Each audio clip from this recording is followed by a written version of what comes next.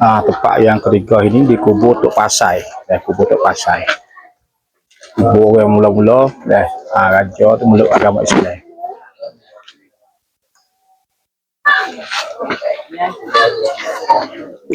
Ni dah kubur Tok Pasai.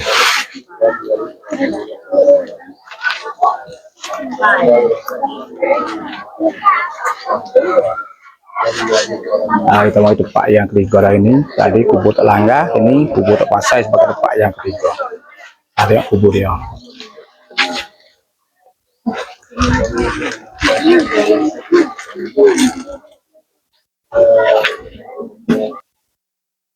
Ini untuk belakang saya ni kubur Tok Pasai.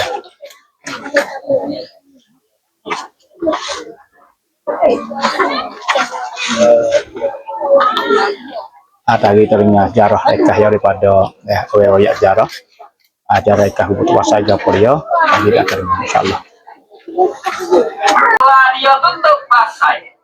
Nama panak-panak mudah kita reti, mudah kita panggil, mudah kita sebut. Iaitu Tok Pasai. Mudah tak?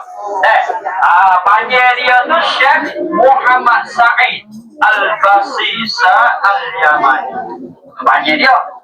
Maka kubur dia depan mata kita. Kubur lama dah. Siapanya Syekh Muhammad Said? Kena mai ziarah dia.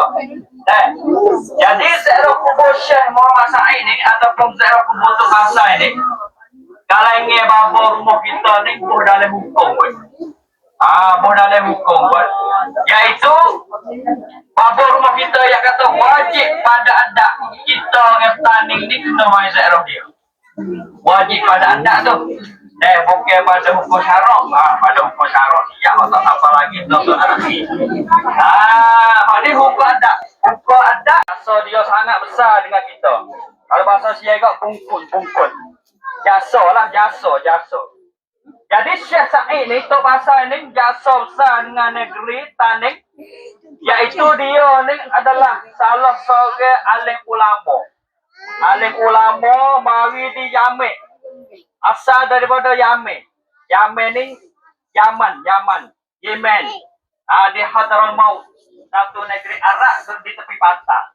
Arab ya banyak bakal juga.